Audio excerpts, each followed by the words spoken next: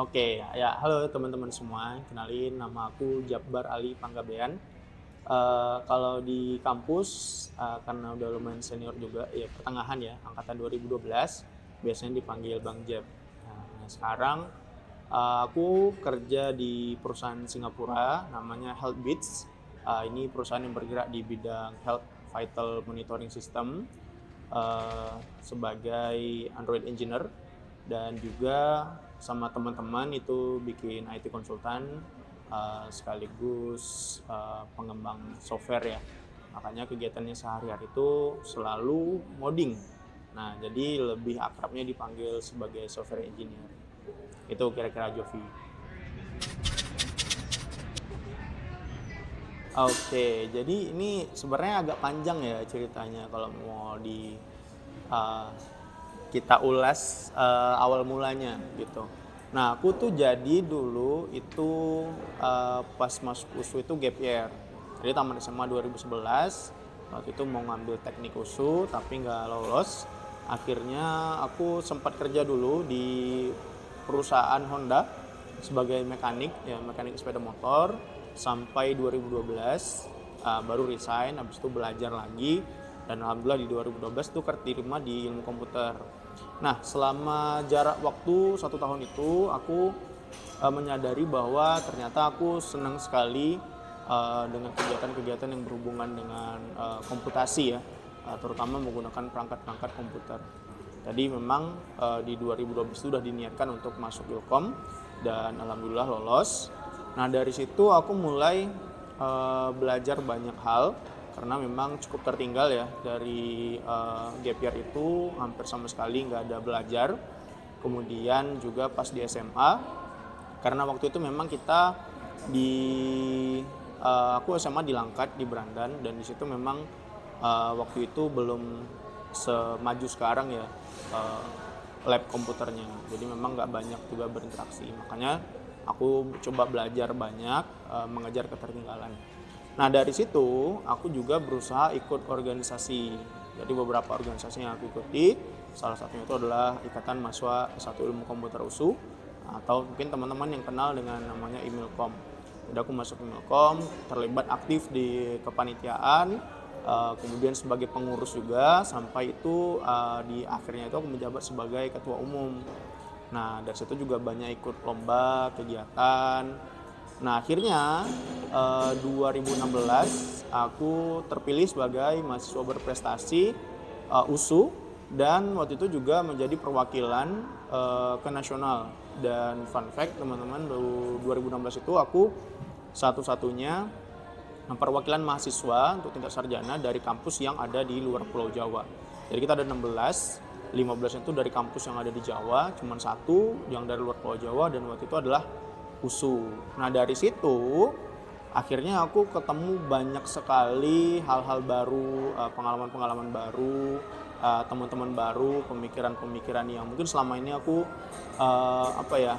cuman ada di lingkunganku aja, dan ketika itu aku menemuin ternyata banyak pemikiran-pemikiran yang lain yang itu juga nggak kalah keren. Dari situ kemudian suka nulis jadinya, jadi bikin catatan-catatan kecil, akhirnya waktu itu jadi buku ya. Ada 2 buku yang waktu itu aku tulis di tahun 2016. Nah, salah satunya itu adalah The Changemakers, dan ini sudah kita terbitkan dan kita juga pasarkan ke teman-teman. Nah, jadi melalui ini karena jadi mahasiswa berprestasi juga, aktif di organisasi juga gitu, akhirnya aku juga banyak diundang sama teman-teman organisasi yang lain untuk sharing ke mereka gitu, makanya sering jadi pembicara juga. Cuman kalau sekarang mungkin udah lebih segmented ya, jadi kalaupun memang ada kegiatan yang undang aku sebagai pembicara, itu materinya udah lebih ke teknis, ngoding biasanya. Karena kalau untuk motivasi-motivasi mungkin udah banyak yang lain yang udah lebih berkompeten untuk menyampaikan. Ya kurang lebih gitulah, jadi cukup panjang ya. Waktu itu aku mikir ya, jadi salah satu hal di dunia ini yang bisa kita wariskan dari zaman ke zaman itu adalah ilmu pengetahuan, salah satunya. Jadi sebenarnya ada banyak ya, termasuk harta juga dan yang lain-lain. Cuma sebagai seorang mahasiswa yang bukan siapa-siapa gitu, kayaknya susah gitu kalau mungkin mewariskan harta atau gerakan-gerakan yang sangat spektakuler. Jadi aku mikir yang paling realistis waktu itu bagi aku adalah menulis. Makanya aku mulai menulis. Dan aku mengambil tema sebenarnya itu adalah sesuatu yang pengen aku pelajari. Jadi bukan apa ya. Jadi The Changemakers itu aku cerita sedikit, itu adalah kumpulan biografi dari para tokoh-tokoh pengubah sejarah di dunia. Nah, di situ aku mau ceritain bahwa mereka tuh juga mengalami yang namanya perjuangan. Ada proses struggling di fase-fase mereka menjadi seorang The Changemaker gitu. Dan aku mau kasih tahu ke semua pembaca, terutama ke diri aku sendiri yang nulis gitu ya, bahwa kalau kita mau menjadi orang yang berhasil, orang yang hebat, itu pasti akan mengalami yang namanya kegagalan. Dan itu adalah bagian dari proses kita untuk mencapai titik yang kita inginkan gitu. Makanya itu nggak bisa kita lepaskan. Jadi kalau ada orang pengen berhasil, ada orang pengen jadi The Changemakers tapi nggak mau gagal, tidak mau bersusah payah, nah itu hampir mustahil rasanya. Nah di situ aku ingin sebenarnya memotivasi diriku sendiri. Jadi ketika aku mengalami masa-masa sulit, aku ingin ngasih tahu ke diri aku bahwa aku sedang ada di jalan yang benar. Nah aku ingin juga memberitahu ini ke teman-teman yang lain. Makanya aku tulislah The Changemakers. Waktu itu kalau nggak salah ada lebih dari 100 kisah yang aku rangkum dari berbagai buku yang selama ini aku baca gitu ya, dari berbagai seminar, dari berbagai diskusi, dari berbagai riset juga baik online ataupun offline di perpustakaan. Itu aku rangkum. Itu butuh waktu 2 tahun. Jadi dari 2014 sampai 2016 aku nulis The Changemaker, dan ya alhamdulillah itu salah satu buku yang rilisnya. Sebenarnya di selain Changemakers ada beberapa yang lain, cuman memang aku menulis itu lebih ke arah kepuasan diri sendiri gitu. Jadi memang belum ke arah untuk komersil dan yang lain-lain. Gitu. Dari kecil itu udah tertarik dengan dunia kewirausahaan. Gitu. Jadi memang pas SD aku udah mulai jualan. Kebetulan aku anak guru ya, mama tuh guru SD, dan jadi waktu SD itu aku sering diajak pas kecil juga diajak ke sekolah sampai akhirnya masuk di sekolah itu. Dan kalau nggak salah kelas 4 atau kelas 5 itu aku mulai jualan di SD itu gitu. Jadi jualan anak-anak SD, jualan jajan-jajan. Dan tanpa aku sadari ini terbawa sampai dewasa. Walaupun sebenarnya kalau bisa dibilang sekarang itu belum termasuk pengusaha yang sangat sukses gitu. Cuman aku menyadari bahwa memang proses ke arah sana itu juga nggak mudah, sama kayak aku ceritain di buku The Changemakers tadi gitu. Jadi dari situ selalu tertarik untuk menekuni dunia wirausaha. Nah sampai akhirnya 2015 tuh aku bikin produk pertama namanya Dreative. Jadi ini portal berita gitu ya, portal artikel. Kemudian 2016 aku sama teman-teman itu kita bikin kelompok mentoring, dan salah satu proyeknya itu adalah bikin produk digital namanya lomba-lomba. Ini juga berlangsung nggak lama karena memang secara model bisnis kita nggak begitu kuat fundamentalnya. Sampai akhirnya 2019 aku tuh bikin produk baru namanya Inisiator. Nah ini sebenarnya udah cukup bagus gitu ya, secara platform kita udah lumayan stable, secara market itu juga lumayan bagus gitu. Tapi qadarullah waktu itu terjadi pandemi COVID. Jadi 2020 awal itu terjadi COVID. Kebetulan target market kita tuh adalah pelajar ya, siswa SMA sama mahasiswa. Dan memang kita di saat itu memang harus ngumpulin orang karena kita bergeraknya di bidang platform untuk exam ya. Jadi kayak tryout gitu, kemudian olimpiade dan seterusnya. Jadi karena pandemi nggak boleh ngumpul dan kita nggak prepare untuk itu, jadi ini fail. Nah baru di 2020 aku ada tawaran lagi untuk ngebantu salah satu perusahaan teman yang butuh solusi digital. Nah, tapi ya butuh entitas juga, jadi nggak bisa perorangan. Akhirnya kita dirikanlah legalitas kita waktu itu dengan nama Inovasi Karya Indonesia. Nah, 2020 itu terus berlanjut sampai sekarang, dan kita udah menangani berbagai klien juga dari perusahaan nasional sampai multinasional. Jadi kalau ditanya bergerak di bidang apa, perusahaannya yang sekarang ini itu di bidang konsultan IT sekaligus pengembangan software. Nah, tapi kita juga punya beberapa produk digital yang kita kembangkan secara mandiri gitu ya. Harapannya mudah-mudahan ini bisa besar juga nantinya.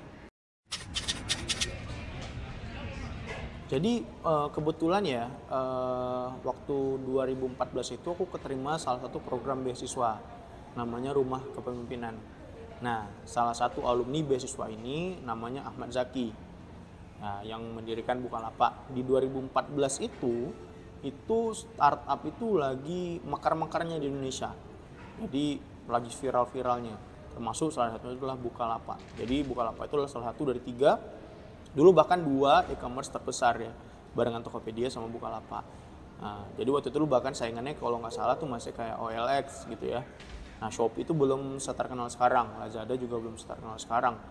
Jadi aku punya mungkin keberuntungan gitu ya, ketemu sama Bang Ahmad Zaki, dan kita terlibat di beberapa kali diskusi bareng. Jadi beliau pernah datang ke USU juga pas aku jadi ketua Imilkom, dan aku ngantar ke bandara jadi satu mobil, cerita banyak hal.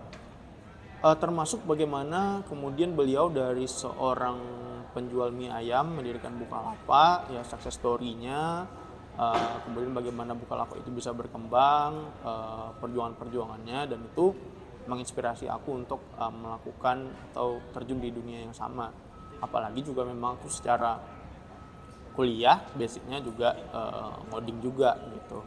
Akhirnya ya kenapa enggak gitu, kita coba aja bikin startup. Dan di 2015 itu waktu aku produk digital, 2016 sampai dengan 2017 itu lagi bagus-bagusnya dukungan ya untuk membentuk startup.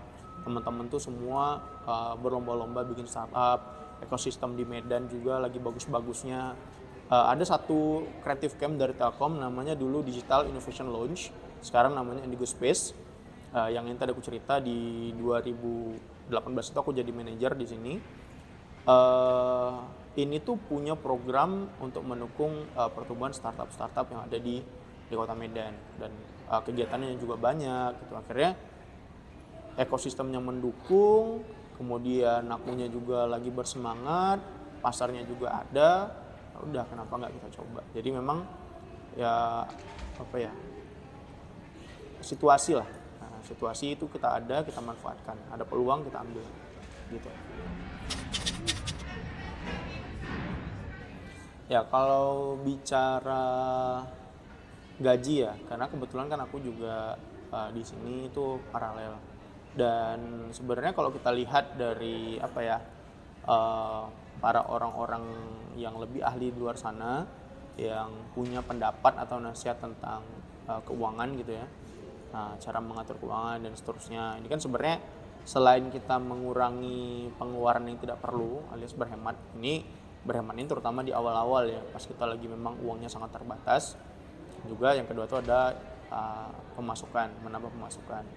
Nah, karena memang aku dari kuliah itu juga berusaha mandiri ya, artinya baik biaya kuliah, biaya hidup itu aku juga berusaha untuk cari sendiri. Dari situ mulai sering gitu untuk cari proyekan, ikut di proyek teman dan yang lain-lain. Jadi memang sampai sekarang secara penghasilan ini cukup bervariasi. Nah, kalau di perusahaan Singapura ini ya, ya alhamdulillah standar gaji luar negeri ya. Jadi ya 2 digit masih ya belum sampai 3 digit.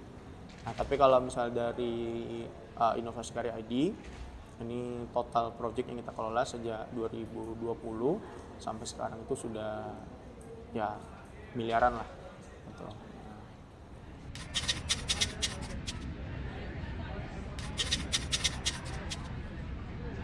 Sedikit bahwa memang aku pas 2011 sampai 2012 itu menyadari bahwa ya ternyata aku suka dengan komputer gitu. Karena memang pas masih SMA tempat mainnya itu selalu di warnet gitu ya. Nah, tapi beda sama teman-teman yang lain, saat aku tuh suka nge-game juga. Cuman nggak begitu bukan tipikal orang yang bisa tahan game itu sampai berjam-jam banget gitu ya. Paling 1-2 jam itu udah maksimal gitu. Nah sisanya aku tuh penasaran untuk ngoprek-ngoprek yang lain. Jadi memang waktu itu ngoprek-ngoprek gimana caranya. Waktu itu misalnya main Liga Saga ya zaman itu, gimana caranya biar bisa dapat token gratis gitu kan.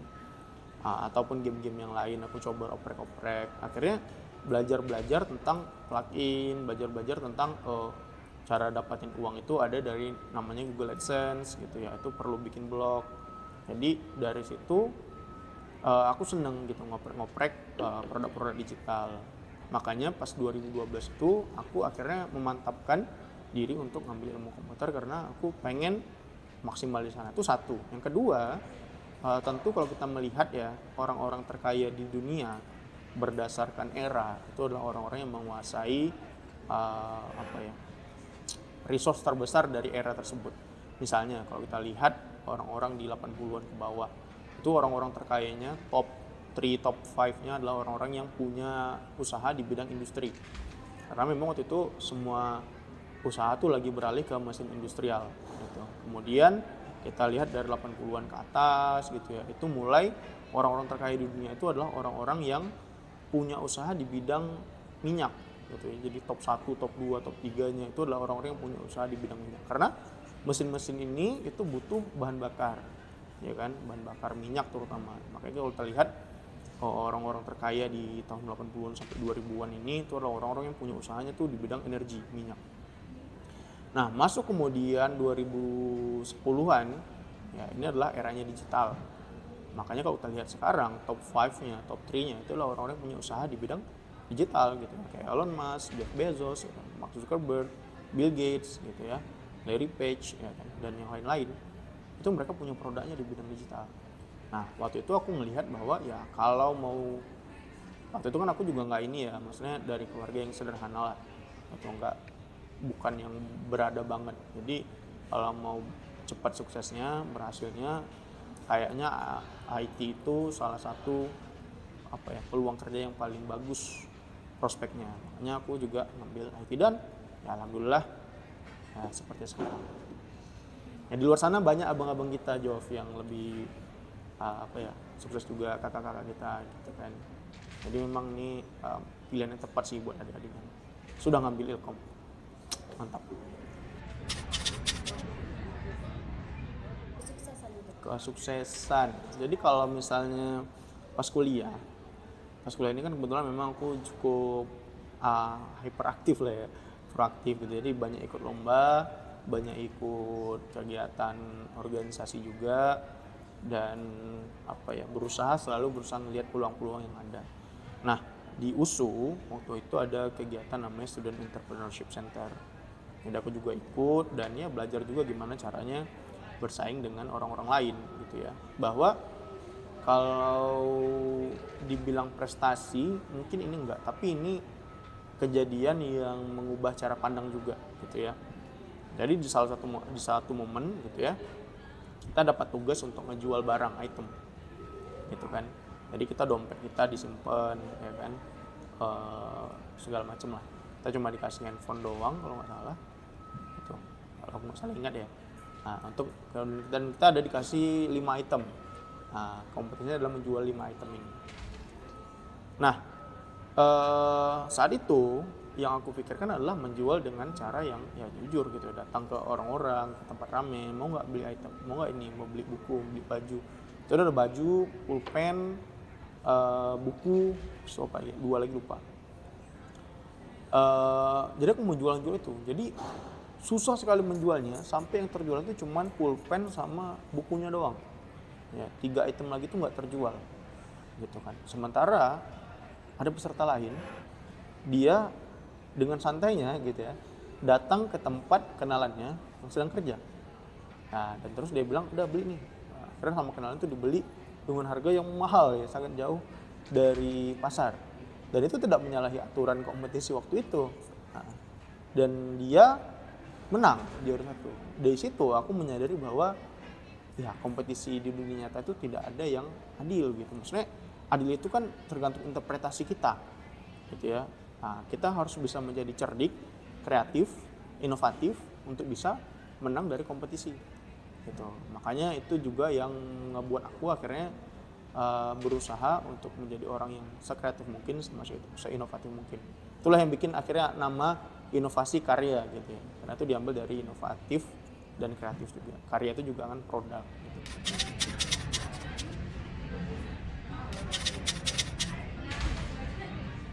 Jadi harus kita akui bahwa di Indonesia ini ganteng itu juga suatu privilege kan ya. Nah di zaman itu tuh aku bener-bener norak guys. Jadi udah aku secara fisik tuh nggak ganteng gitu ya. Jadi ini kalau lihat ini bekas-bekas jerawat banyak ya. Waktu itu aku mesti jerawatan juga gitu kan. Mukanya berminyak banget gitu ya. Sekarang juga berminyak tapi nggak banget lah ya. Berminyak aja gitu. Dulu kan berminyak kali. Pakaiannya juga apa ya, pakaian wibu lah. Jadi sejujurnya aku juga nggak berani gitu untuk menawarkannya, nggak pede. Cuma memang teman-teman, kalau bukan karena itu kompetisi, ya aku mungkin nggak akan menjual apapun. Nah justru karena di situ kompetisi ada dorongan bahwa aku harus melakukan. Nah disitulah aku kemudian memberanikan diri. Jadi memang kita itu sebenarnya, dan ya laku kan dua gitu, padahal aku pesimis kali gitu, jadi aku yakinnya nggak ada yang laku gitu, ternyata pas dijalani laku dua gitu. Nah itu pesimis, gimana kalau optimis gitu kan, ya, mungkin nggak laku ya, nggak tahu juga ya, tapi itulah maksudnya kalau kita mencoba kita baru akan tahu kita berhasil atau tidak. Kalau kita tidak mencoba kita udah pasti akan gagal gitu. Jadi menurutku adalah yang paling penting itu nyoba gitu ya, mencoba. Kalau iya, jadi apa ya, kalau kita punya keinginan, punya tekad, udah lakuin aja gitu. Berhasil nggak berhasil itu urusan belakangan gitu. Oke, bener-bener. Jadi ini kurasa dialamin sama semua orang ya, apalagi terutama orang-orang yang dalam tanda kutip introvert ya, yang mungkin secara social skills itu nggak sebaik teman-teman kita yang extrovert yang memang udah terbiasa tuh bergaul dengan orang ramai. Menurutku adalah cara mengatasinya itu adalah dengan memaksa diri kita. Jadi memaksa diri kita ini ada banyak hal. Tadi aku bilang ikut kompetisi. Gitu. Jadi dengan aku ikut kompetisi ya mau nggak mau aku harus menjalani itu kan. Mau nggak mau harus melakukan itu. Gitu. Cara yang lain juga ada. Kita ikut organisasi gitu ya. Kita ikut kemudian program magang. Kita ikut program mentoring gitu. Ketika kita dapat tugas yang kita butuh memberikan bertanggung jawab kali ya dengan tugas ini, memberikan report ke orang lain gitu ya, ini akan memberikan dorongan lebih ketimbang diri kita sendiri. Jadi kalau misalnya memang kita tuh ya nggak kemana-mana, di rumah aja, di sini aja, makanya tenaga kita sendiri, dorongan itu kecil. Dan ya tadi seperti aku bilang gitu, bahwa kadangkala ketakutan ini itu cuma ada di pikiran kita sendiri aja. Nah, pas kita jalani ternyata bisa jadi itu sebenarnya nggak ada, kayak aku tadi gitu ya. Dan aku memikirkan kondisiku saat itu yang sangat ya mungkin ya, berpotensi dijauhi banyak orang gitu. Aku juga nggak begitu bagus dalam selling skills gitu ya. Apalagi aku tidak mengenali produkku dengan baik, segala macam. Ada banyak sekali alasan untuk aku tidak melakukan, atau ada banyak sekali alasan untuk aku gagal. Tapi waktu itu aku memilih untuk mencoba gitu. Dan ya walaupun tidak 100%, tapi itu setidaknya ada keberhasilan di sana. Nah, jadi memang kuncinya itu adalah ya memberanikan diri, memaksa. Nah, caranya dengan ya macam-macam, bisa dari diri sendiri, bisa ikut kompetisi, bisa ikut organisasi, bisa dengan dorongan dari orang lain, teman-teman gitu ya, dan lain-lain gitu. Jadi kalau organisasi, menurutku sekarang itu eranya sedikit berubah. Kalau dulu memang kita punya keterbatasan untuk melakukan interaksi. Jadi memang satu-satunya cara waktu itu adalah dengan kita berorganisasi. Nah tapi hari ini tuh udah banyak sekali ya, mulai dari online ada course segala macam gitu ya. Kemudian juga dari program pemerintah tuh ada magang ya, magang studi independen ya, studi independen yang kita bisa langsung ke perusahaan. ngelihat langsung, pengalaman langsung. Jadi sebenarnya ada banyak sekali chance kita untuk kemudian belajar. Tapi memang menurutku organisasi ini masih punya satu nilai penting, yang ini apa ya, kalau teman-teman itu memilih organisasi, ini adalah suatu pilihan yang tepat juga. Kenapa?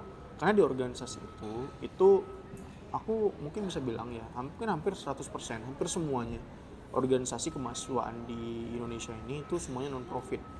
Ya, mungkin ada 1-2 yang profit, tapi ya, itu sangat jarang lah. Ya, rata-rata itu semuanya non profit. Dan memang fokus kita ketika kita masuk ke satu organisasi yang tujuannya itu bukan uang, itu akan membuka lebih banyak kesempatan kita untuk belajar banyak hal. Karena memang teman-teman, uang ini bisa bermata dua ya. Maksudnya satu sisi memang kita butuh gitu, tapi ketika kita di awal-awal itu punya skill yang sangat terbatas, pengalaman yang sangat terbatas, dan kita terlalu mementingkan uang, ini justru akan ngebawa kita tuh nggak kemana-mana gitu. Jadi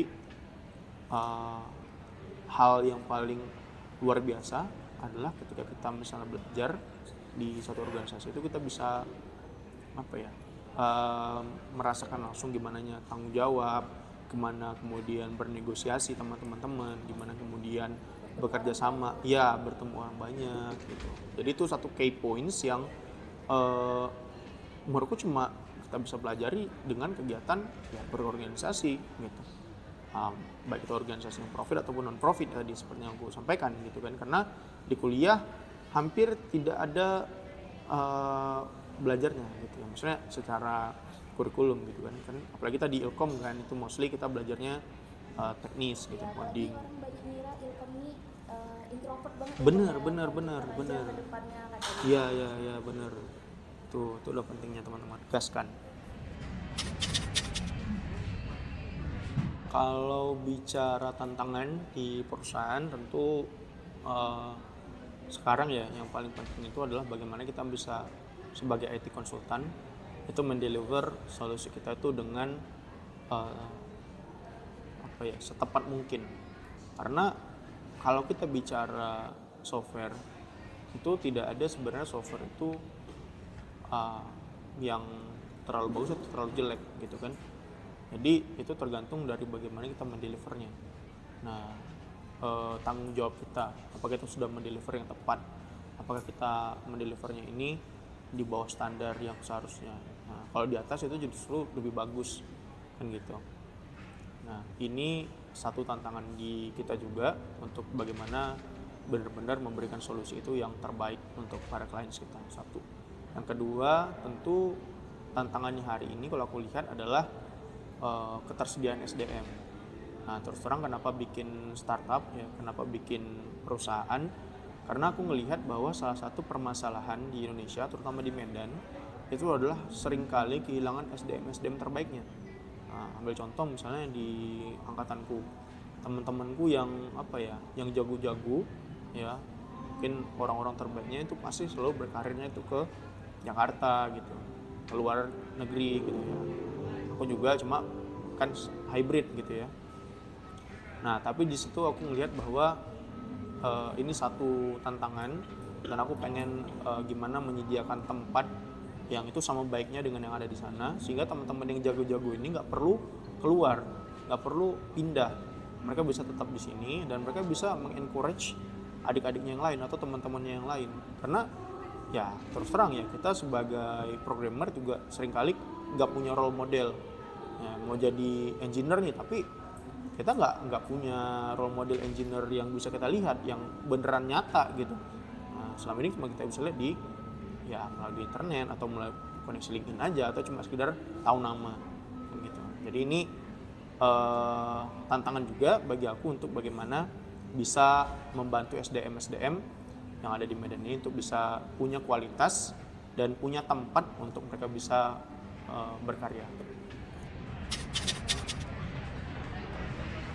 Jadi kalau misalnya bicara keuangan ya, terutama startup ini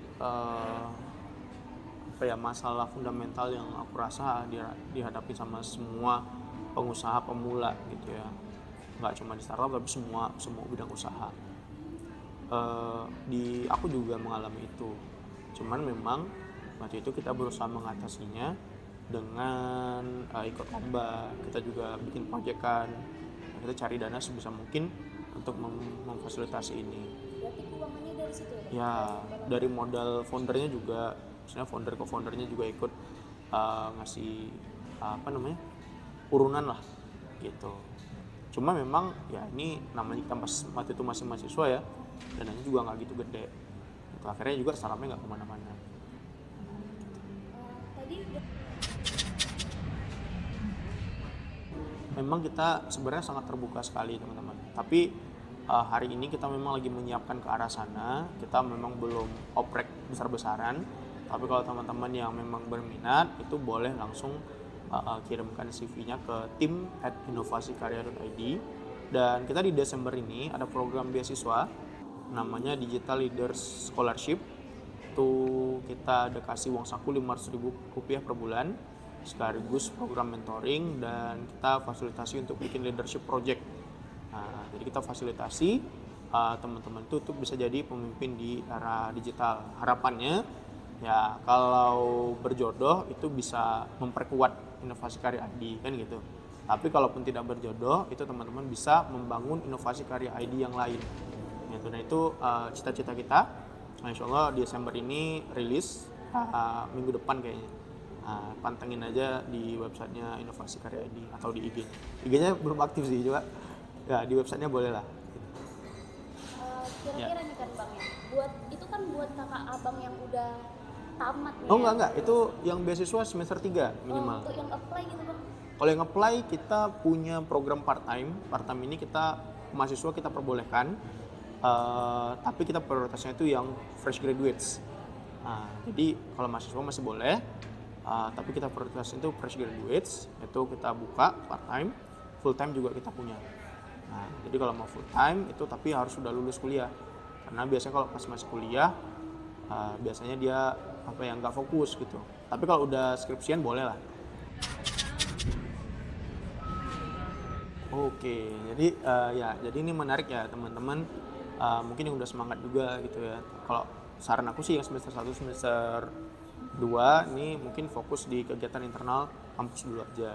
Ada emailcom, ada tempat-tempat yang lain juga yang bisa teman-teman pakai untuk meningkatkan kapasitas kalian. Tapi kalau memang mau bersinergi dengan Inovasi Karya ID, tadi kita punya program namanya DLS, tadi Digital Leader Scholarship, ini minimal semester 3, teman-teman bisa apply. Yang kedua, kita punya kelas. Nah, kelas ini kita buka tuh setiap sebulan sekali offline. Ini kelas ngoding, jadi memang kita ajarkan itu materinya langsung studi kasus ya, studi kasus yang ada di kita, sehingga teman-teman bisa langsung melihat di real project itu seperti apa. Mungkin kalau di kita cuman baru terbatas di 2 ini, tapi teman-teman bisa ikut join di berbagai course-course yang lain di luar sana. Dan khusus mungkin tadi pertanyaan Jovi terkait skill apa sih yang harus ditingkatin waktu kalian masih awal-awal gitu ya. Nah ini penting teman-teman. Jadi aku tuh sebetulnya sempat karena juga udah lama nggak berinteraksi sama adik-adik junior gitu ya. Dan di Twitter tuh kan banyak sekali ya meme-meme tentang Gen Z gitu kan, yang segala macam gitu. Dan aku pas ketemu ternyata hampir nggak ada aku temuin Gen Z terutama di Ilkom gitu ya, itu yang seperti di Twitter gitu ya. Orangnya ramah-ramah, attitude-nya bagus-bagus, akhlaknya bagus-bagus. Dan ini menurutku adalah modal yang paling berharga teman-teman untuk teman-teman itu bisa sukses, apakah itu sebagai karyawan ataupun sebagai entrepreneur. Itu satu. Yang kedua, yang skill teknis itu teman-teman coba dalami aja minatnya di mana. Jadi hari ini skill digital itu tidak ada yang tidak laku. Teman-teman suka nulis, ya udah nulis aja nggak apa-apa. Teman-teman suka ngoding, ya ngoding. Teman-teman sukanya desain, ya desain. Gitu. Nah, tapi kalau misalnya teman-teman masih bingung, kalau mau eksplor semuanya, itu menurutku juga nggak apa-apa. Gitu. Artinya kalau teman-teman punya keraguan-raguan, mau eksplor, itu juga bagus gitu. Karena ya lebih baik teman-teman gagalnya sekarang ketimbang nanti pas udah tamat atau apa, karena itu teman-teman akan lebih susah untuk bangkitnya gitu. Jadi sekarang ini mumpung masih awal-awal, pelajari ya kan, kalaupun gagal nggak apa-apa, coba lagi. Jadi skill apa yang harus dikuasai ya tergantung kalian, minatnya di mana, sukanya di mana, itu didalamin gitu. Berarti abang menyediakan segala skill, berarti kalau misalnya Iya. mendalami ini abang menyediakan gitu ya perusahaan. Ya kebetulan kita sebetulnya nggak juga ya. Sebetulnya kita tuh fokusnya tuh sekarang ke engineer. Jadi sekarang itu engineer dan spesifiknya tuh di mobile engineering. Kita lagi nyusun kurikulum untuk belajar Flutter sama Android dan iOS gitu. Cuman iOS ini mungkin bakal jadi project terakhir kita, karena ya untuk jadi developer iOS itu sangat apa ya, eksklusif ya, ekosistemnya itu sangat-sangat terbatas gitu. Teman-teman harus pakai Mac gitu, kemudian harus ya punya iPhone juga dan yang lain-lain. Jadi memang kita fokusnya itu adalah di project-project yang sifatnya general, di web development, di Android development, ataupun cross platform development.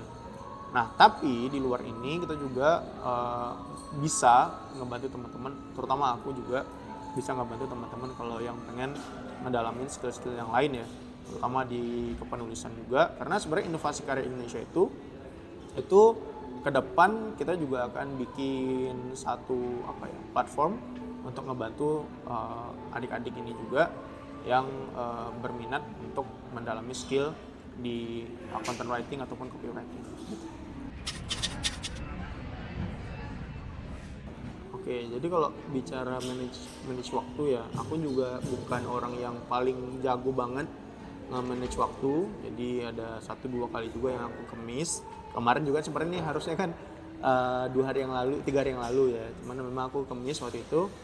Jadi memang secara manajemen waktu tentu ada banyak tantangan di sana. Cuman menurutku tips yang paling ampuh adalah dengan kita itu punya catatan agenda di kalender gitu, memanfaatkan second brain. Jadi mungkin kita punya yang namanya setiap manusia ya udah pasti punya namanya first brain, itu yang ada otak yang ada di kepala kita. Tapi kadangkala kita lupa memanfaatkan second brain. Second brain itu apa sih? Second brain itu adalah teknologi ataupun aplikasi gitu ya, yang bisa membantu kita untuk mengingat. Nah, jadi jangan gunakan first brain untuk mengingat, tapi gunakan second brain untuk mengingat. Jadi kalau teman-teman punya agenda event ya, itu bisa pakai misalnya Google Calendar ya, bikin invitation sehingga nanti langsung tercantum di scheduling teman-teman itu mau ngapain. Kalau misalnya teman-teman ada ikut sesuatu, webinar, workshop gitu ya, ya bisa aja tulis di notes kalian, bener ditambahin di notes atau bikin blog gitu, untuk kemudian kalian merefleksikan ulang apa yang dipelajarin gitu.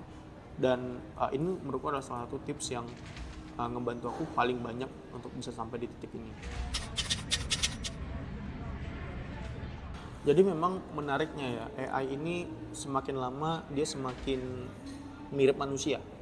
Jadi kemarin aku lihat, aku coba ya mengintegrasikan plugin AI dengan, aku punya blog WordPress gitu ya, engine-nya pakai WordPress, jadi pluginnya itu ada plugin AI-nya, dan itu mereka bisa langsung nulis otomatis. Walaupun mungkin awalnya tulisannya agak kaku, tapi setelah kita kasih beberapa prompt, setelah kita kasih beberapa modifikasi, bisa kelihatan lebih natural. Nah, hari ini aku melihat bahwa pekerjaan-pekerjaan yang yang fokusnya itu adalah kuantitas, ini akan cepat sekali tergantikan. Jadi teman-teman itu mungkin bisa lebih fokus ke pekerjaan yang sifatnya itu adalah kreativitas, yang memang mengedepankan itu unsur manusianya, perasaannya, feel-nya. Makanya kalau kita kerjanya itu cuma sekedar kerja aja, cuman yaudah yang penting siap, itu kan pasti akan teman-teman akan tergantikan gitu. Karena memang AI secepat itu perkembangannya. Tapi jangan lupa juga sebenarnya bahwa AI ini adalah tools untuk memudahkan kita sebagai manusia gitu. Jadi kayak misalnya ngoding ya, contoh aku pakai GitHub Copilot, mungkin teman-teman programmer yang pakai GitHub Copilot juga menyadari gitu ya, bahwa kita bisa ngoding lebih cepat gitu. Nah, kita cukup bikin nama function, kadang-kadang itu bisa langsung ditekan tab sekali udah langsung tertulis semuanya. Nah, ini benar-benar mengefisiensikan waktu kerja kita. Nah, Nah, dia juga termasuk second brain tadi, tools-tools yang bisa membantu kita. Nah, si GitHub Copilot ini kan juga pakai teknologi AI gitu. Jadi menurutku adalah satu, fokus di kualitas pekerjaan kalian. Yang kedua itu adalah fokus bagaimana kalian bisa selalu memberikan yang terbaik dari pekerjaan kalian, karena di situ ada unsur pelajaran baru yang bisa kalian petik gitu. Itu sih paling jauh. Berarti kan Bang, kalau misalnya bicara soal dampak positif sama negatifnya nih, berarti itu tergantung kita ya Bang ya, gimana cara mengatasi perkembangan ini. Benar Jov. Jadi kayak ambil contoh kayak AI gitu ya. Aku tuh pernah dapat satu project dari satu klien, dan itu 80% pekerjaannya itu bisa diselesaikan dengan AI. Jadi itu benar-benar ngebantuin. Jadi bukannya malah menggantikan kerjaan, itu malah justru memudahkan kita. Jadi dia bekerja untuk kita. Jadi ya bisa dibilang bagaimana cara kita melihat suatu masalah, gitu. Melihat masalah dan peluang lah.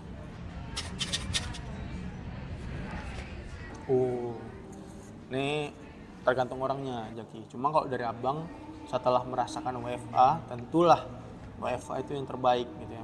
Abang tuh pernah nggak lanjut di satu pekerjaan. Jadi sebelumnya saya tuh kerja di perusahaan Korea. Ya awalnya itu masih hybrid juga sama kayak yang sekarang. Tapi tiba-tiba di tengah jalan disuruh relocation ya, disuruh pindah ke Korea gitu. Korea Selatan ya, bukan Korea Utara. Gitu. Walaupun sebenarnya ini bagi sebagian orang, terutama mungkin yang cewek-cewek gitu ya, kerja di Korea itu satu impian lah ya. Cuman aku setelah merasakan nikmatnya WFA, aku belum nggak mau lagi lah balik ke WFO, full WFO. Kecuali memang company-nya itu techy banget lah ya, maksudnya bukan yang formalitas.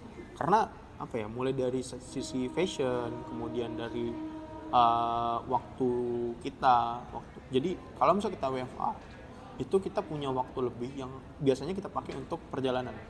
Nah, waktu yang kita bisa pakai untuk perjalanan ini bisa kita pakai untuk hal-hal yang lain. Misalnya kayak aku tuh biasanya pakai untuk upgrade skill. Kebetulan sekarang tuh lagi belajar bahasa asing juga, itu lagi ngambil kelas bahasa asing. Sekarang tuh lagi fokus di 3 bahasa, Jepang, Arab, sama Chinese gitu. Dan ya ini sesuatu yang ya kalau misalnya WFO akan susah untuk dilakukan.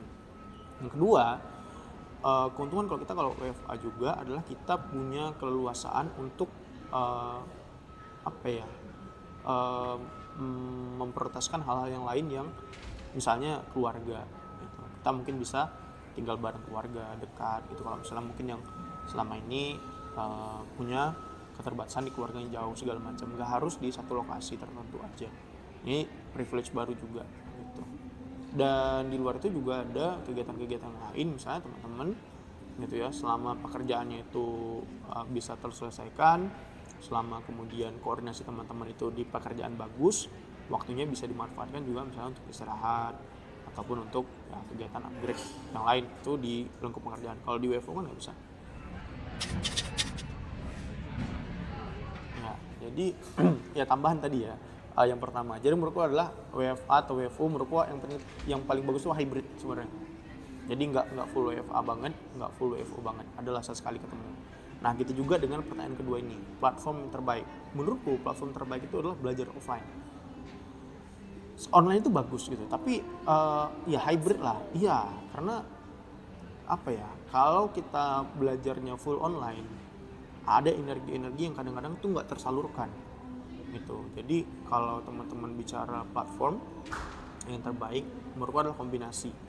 Nah, di Inovasi Karya ID itu kita lagi memang berusaha menggarap untuk kelas offline yang ada di Medan. Sehingga teman-teman yang ada di Medan itu bisa dapat materi belajar yang sama baiknya dengan yang ada di online, tapi offline. Gitu. Terutama memang ke bidang-bidang yang segmennya langsung ke arah industri. Gitu. Jadi ini kalau bisa hybrid ya. Jadi nggak hanya online tapi offline. Nah, lebih bagus offline semua, cuma kan offline semua kan susah ya, waktu tempuhnya segala macam gitu. Jadi teman-teman kalau ikut organisasi ya kan, itu coba jangan bidik jadi anggota doang. Nah, saran saya ya kalau bisa teman-teman tuh jadi minimal kabid lah. atau presidium ya, sekbid atau apa gitu, punya tanggung jawab lebih dari sekedar anggota. Karena kalau cuma anggota doang, teman-teman itu apa ya, daya juangnya, daya ingin belajarnya itu tidak akan setinggi kalau teman-teman tuh dapat jabatan atau apapun. Nah, gitu ya. Karena itu kan pasti punya tanggung jawab lebih. Nah, jadi itu tips saya tuh adalah kalau teman-teman di organisasi coba bidik tanggung jawab yang lebih besar. Satu. Yang kedua ya, jangan ragu untuk belajar gitu. Maksudnya kalau teman-teman itu dirasa butuh nyari info, dirasa butuh untuk ketemu mentor gitu, dirasa butuh untuk bertanya, ya jangan malu gitu. Nah, justru disitulah tempat teman-teman kalau salah itu nggak akan ada yang ngetawain. Jadi gini teman-teman, ini juga menarik ya, karena ketua ini ada dua point of view ya. Satu memang berambisi banget, satu memang yang dipercaya karena memang dia punya kapasitas untuk itu. Menurutku adalah cara terbaik itu teman-teman mencoba untuk membuktikannya dengan kualitas pekerjaan kalian gitu. Jadi kalau misalnya ambil contoh ya, kalian diamanahkan sebagai anggota nih, ya udah maksimal ya. Nah, misalnya dalam kegiatan diskusi, coba kasih usulan. Misalnya dalam kegiatan meeting, coba jangan usahakan pulang itu paling duluan gitu, tapi sebisa mungkin ngikutin sampai akhir. Ini 1-2 poin yang bisa melatih kalian untuk punya tanggung jawab yang lebih itu. Dan ketika kalian sudah siap, itu bukan kalian sendiri yang nanti akan mengajukan, tapi kalian nanti akan diajukan oleh teman-teman kalian. Itulah kurang lebih. Semangat. Jadi teman-teman, kalau motivasi itu banyak sekali ya di internet, di YouTube itu teman-teman bisa temukan motivasi yang lebih baik daripada yang akan saya sampaikan. Nah, cuma kalau teman-teman mau berhasil, upayakan selalu dikelilingi oleh orang-orang yang lebih besar dari kalian, yang lebih hebat dari kalian. Jadi kalau kalian mau maju, ya teman-temannya itu jangan yang selevel-level aja. Ya, jadi berteman sama orang yang lebih tua, berteman sama orang yang lebih tinggi jabatannya, berteman sama orang yang lebih tinggi prestasinya, itu justru satu hal yang sangat positif untuk kalian, untuk bisa mendorong kalian ke arah yang lebih baik gitu. Jadi usahakan untuk selalu mengelilingi diri kalian itu dengan orang-orang yang di atas kalian gitu ya. Tapi jangan di semuanya gitu ya, tetap ada yang sebaya, tetap ada yang di bawah, tapi jangan juga ya sampai nggak ada yang di atas. Karena terutama di kalian yang muda-muda, ini kan rata-rata mungkin teman-temannya kalau nggak sebaya lebih muda kan gitu, yang lebih tua kan jarang. Nah, ini justru disinilah tantangan kalian untuk menemukan senior-senior yang bisa kalian jadikan sebagai teman untuk diskusi atau untukpun hal-hal yang lain gitu. Oke Bang, makasih Bang untuk Ya. pertanyaan yang tadi tuh Ya. yang menandakan sesi kita berakhir. Waduh. Ya Bang. Oke. Sebelum itu terima kasih ya Bang ya. Ya, atas sama-sama, kesempatannya, sama-sama, waktu Abang sama-sama. untuk mau berbagi. Makasih Dan juga udah sharing-sharing diundang. di belakang Ya. saya. Sukses terus buat Abang. Sukses juga buat Imilkom, buat Yofi dan teman-teman. Sampai jumpa Bang. Ya, sampai jumpa. Bye-bye.